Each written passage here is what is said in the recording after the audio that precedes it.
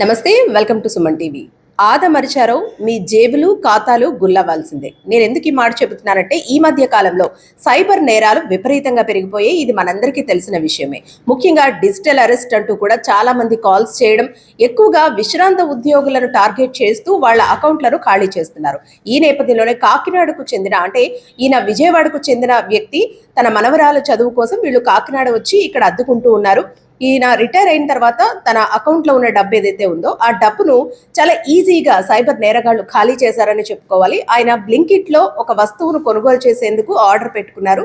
అది ఎక్కువ ఖరీదు ఉండడంతో ఎవరైతే డెలివరీ బాయ్ ఉన్నాడో తన్ని అడగడం జరిగింది. అయితే ఆ డెలివరీ బాయ్ ఆ టైంలో ఆయనకు ఒక నెంబర్ ఇచ్చారంటూ కూడా చెబుతూ ఉన్నారు. కస్టమర్ కేర్ నెంబర్ అని చెప్పి ఆయన నెంబర్ ఇవ్వడంతో ఆ నెంబర్కి కాల్ చేసిన తర్వాత హిందీలో మాట్లాడడంతో ఆయనకి హిందీ రాకపోవడంతో ఆ ఫోన్ కాల్ కట్ చేసేశారు. తర్వాత వితిన్ ఒక 5 డేస్లోనే ఆయన అకౌంట్ నుంచి దాదాపు 5 లక్షల రూపాయలు ట్రాన్సాక్షన్స్ అయితే యూపీఐ రూపంలో వెళ్ళిపోవడం అయితే జరిగింది. ప్రస్తుతం ఆయన కంప్లైంట్ కూడా ఇచ్చారు. మనతో పాటు ఉన్నారు. ఏం జరిగింది ఏంటి తెలుసుకుందాం. సార్ నమస్తే అండి. ఏం సార్ అంటే ఈ మధ్య కాలంలో సైబర్ నేరాలు అనేది విపరీతంగా పెరిగిపోయాయి. దానికి తగ్గట్టే పోలీసులు కూడా చాలా వరకు అవేర్నెస్ క్రియేట్ చేస్తూ ఉన్నారు. ముఖ్యంగా డిజిటల్ అరెస్ట్ కానీ ఇలా అకౌంట్స్లో డబ్బులు పోయినప్పుడు 1930 నెంబర్కి కాల్ చేయండి అంటూ కూడా అవేర్నెస్ క్రియేట్ చేస్తూ ఉన్నారు. అసలు ఏం జరిగింది సార్? మీ డబ్బు అసలు ఏ విధంగా పోయింది? 29వ తారీఖు జనవరి 29వ తారీఖు సాయంత్రం నేను డ్రై ఫ్రూట్స్ కోసం బ్లింకిట్లో ఆర్డర్ పెట్టానండి. పెడితే దాంట్లో మూంగు దాలి పెట్టాను. అంతకుముందు 2-3 ఐటమ్స్ కూడా ఆ బ్లింకిట్ వాళ్ళు తీసుకొచ్చి ఇచ్చారు.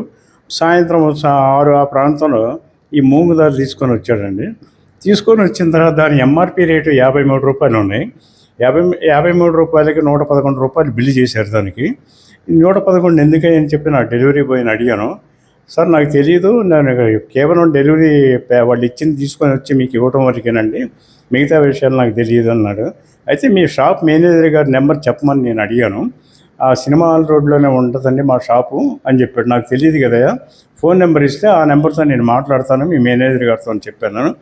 ఆ కుర్రోడు మేనేజర్ గారి నెంబర్ తన దగ్గర లేదని చెప్పి నా దగ్గర కస్టమర్ కేర్ నెంబర్ ఉందండి బ్లింకిట్ది, ఆ నెంబర్ ఇస్తాను, ఆ నెంబర్తో మాట్లాడితే మీ ప్రాబ్లం సాల్వ్ అవుతుందని చెప్పాడు. నేను ఆ అబ్బాయి మాటలు నమ్మి కాసేపు ఉండి నేను మాట్లాడిన దాకా నేను అంటే నాకు ఇంకా డెలివరీ ఇవ్వాల్సినవి ఉండయండి, నేను తొందరగా వెళ్తాను, మీరు మాట్లాడుకోండి అని చెప్పాడు.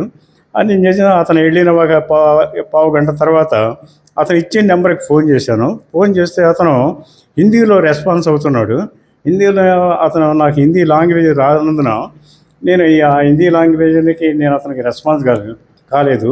అతను గుచ్చి అడుగుతుంటే I don't give any more information to you, I don't want to talk with you అని చెప్పేసి నేను ఫోన్ కట్ చేశానండి.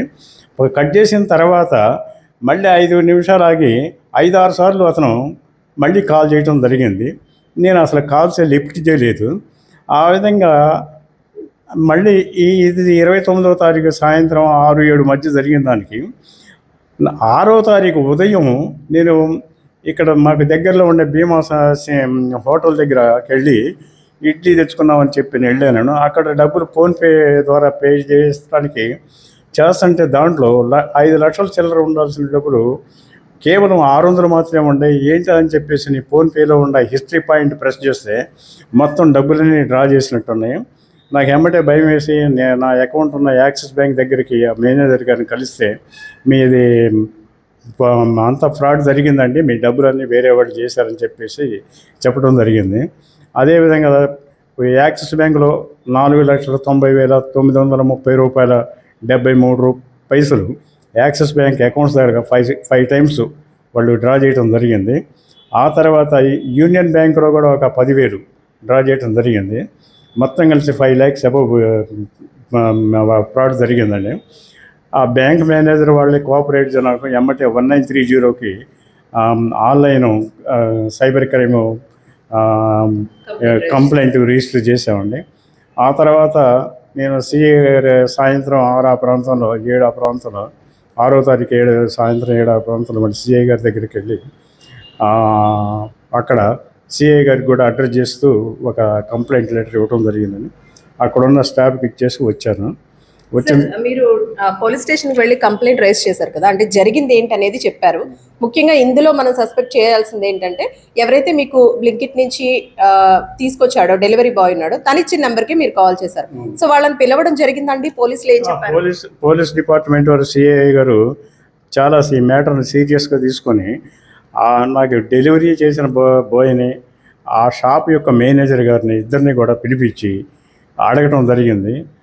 ఏదో మీ ఫోన్లో చూసానంటే అది నేను గూగుల్లో చూసి సెర్చ్ చేస్తే నాకు దొరికిన నెంబర్ నేను చెప్పానండి అని చెప్పేసి నా డెలివరీ బాయ్ చెప్పడం జరిగింది. నువ్వు రాంగ్ నెంబర్ ఇవ్వటం మంచిది కాదు. అది యాక్చువల్గా అతను ఇచ్చిన నెంబరు అది కస్టమర్ కేర్ నెంబర్ కాదండి, బ్లింకిట్ కస్టమర్ కేర్కి సంబంధించిన నెంబర్ కాదు. అతను వాంటెడ్లీ ఒక నెంబర్ ఇచ్చాడు. డెలివరీ బాయ్ మన ఇంటికి వచ్చిన డెలివరీ బాయ్ ఇచ్చాడన్న నమ్మకంతో నేను అతను మాట్లాడటం జరిగింది. ఆ నమ్మకంతో అతను ఇచ్చిన ఫ్రాడ్ నెంబర్కి చేయడం వల్ల నా డబ్బులన్నీ కూడా నేను పోగొట్టుకోవడం జరిగింది. ఇది కావాలని ఇంటెన్షన్గా కుర్రవాడు డెలివరీ బాయ్ ఎవరైతే ఉన్నారో కే రాజు అతని పేరు, అతని వల్లే ఈ నష్టం అంతా నాకు జరిగింది. సార్, మొత్తం ఎంత పోయింది సార్ మీది?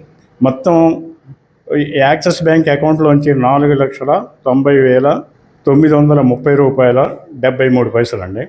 యూనియన్ బ్యాంక్ నుంచి 10,000 రూపాయలు, మొత్తం 5,930 రూపాయల 73. సార్, సాధారణంగా మనకి ఏదైనా మెసేజ్ రాగానే అందులో క్రెడిట్ కానీ డెబిట్ కానీ మెసేజ్లు రాగానే మనం వెంటనే చూసుకుంటూ ఉంటాము. సో మీ అమౌంట్ పోయినప్పుడు, అంటే ట్రాన్సాక్షన్స్ జరిగినప్పుడు కామన్గా అన్ని నెంబర్లకి కూడా నోటిఫికేషన్ వస్తూ ఉంటుంది. మీరు ఎన్ని రోజుల తర్వాత చూసుకున్నారు సార్ అది? ఇది ఇప్పుడు బ్యాంక్ వాళ్ళు చెప్పిన దాని ప్రకారం 4వ తారీఖు మిడ్నైట్ అక్కడ డెలివరీ బాయ్ వచ్చి చెప్పింది 29 జనవరి అండి. నేను అతనితో మాట్లాడటం జరిగింది, అతను ఇచ్చిన నెంబర్తో మాట్లాడదాం. ఇది జరిగింది 4వ తారీఖు మిడ్నైట్ 12 గంటల తర్వాత, అంటే 5వ తారీఖు వస్తుందండి. 5వ తారీఖు 6వ తారీఖు డేట్స్తో వాళ్ళు డబ్బులంతా లాగేశారండి. సో చూసారు కదండి, సైబర్ నేరాలు ఈ మధ్య కాలంలో చాలా ఎక్కువైపోయాయి. ఇప్పటికే పోలీసులు దీనికి సంబంధించి అవేర్నెస్ ప్రోగ్రామ్స్ కండక్ట్ చేస్తున్నారు. బ్యాంకుల్లో కానివ్వండి, పబ్లిక్ ప్లేసుల్లో కానివ్వండి, ఏదైతే టోల్ ఫ్రీ నంబర్ 1930 ఉంటుందో దీన్ని డిస్ప్లే చేస్తూ అవేర్నెస్ క్రియేట్ చేస్తూ ఉన్నారు. అయినప్పటికీ కూడా సైబర్ నేరాలు ఆగడం లేదనే చెప్పుకోవాలి. ముఖ్యంగా విశ్రాంత ఉద్యోగులనే వీళ్ళు టార్గెట్ చేస్తున్నారు. ఒక చిన్న ఆన్లైన్లో పర్చేస్ చేసి ఆ వచ్చిన డెలివరీ బాయ్ని కస్టమర్ కేర్ నెంబర్ అడగడంతో ఆ అబ్బాయి ఇచ్చిన నెంబర్కి కాల్ చేయడంతోనే తన 5 లక్షల రూపాయలు పోయాయంటూ కూడా ఆయన చెబుతూ ఉన్నారు. దీనికి సంబంధించి ఇప్పటికే సైబర్ క్రైమ్లో కంప్లైంట్ కూడా రేజ్ చేశారు. అయితే ఏదైతే ట్రాన్సాక్షన్స్ జరుగుతాయో వెంటనే చూసుకుంటే కనుక అకౌంట్స్ని ఫ్రీజ్ చేసి అమౌంట్ని ఫ్రీజ్ చేసే అవకాశం ఉంది. కానీ ఆయన కాస్త ఆలస్యంగా చూసుకోవడంతో అమౌంట్ మొత్తం కూడా పోగొట్టుకున్న పరిస్థితి ఉంది. ప్రస్తుతం అధికారులు అయితే దీనికి పూర్తిగా స్పందిస్తున్నారు. ఇటువంటి సైబర్ నేరాల పట్ల అప్రమత్తత అవసరమని, ఇలాంటి కాల్స్ కానీ అంటే ఫేక్ కాల్స్ వచ్చినా, ఏవైనా అన్వాంటెడ్ అన్నోన్ లింక్ వచ్చినా సరే వాటిని క్లిక్ చేయొద్దంటూ కూడా చెబుతూ ఉన్నారు. అలాగే చాలా మంది డిజిటల్ అరెస్ట్ పేరుతో వీడియో కాల్స్ చేస్తూ ఉంటారు. అది నిజమని నమ్మి చాలా మంది డబ్బులు కడుతూ ఉంటారు. సో ఇలాంటి వాటి పట్ల జాగ్రత్త అవసరం అంటూ కూడా పోలీసులు అవేర్నెస్ క్రియేట్ చేస్తున్నప్పటికీ ఏదో ఒక మూల ఎక్కడో ఒక చోట ఇలాంటి క్రైమ్స్ జరుగుతూనే ఉన్నాయి. మరి ఈ అంశానికి సంబంధించి పోలీసులు ఏ విధంగా స్పందిస్తారు, ఎటువంటి న్యాయం చేస్తారు అనేది వేచి చూద్దాం. కెమెరా పర్సన్ శ్రీధర్తో అనుశ్రీ, సుమన్ టీవీ, కాకినాడ.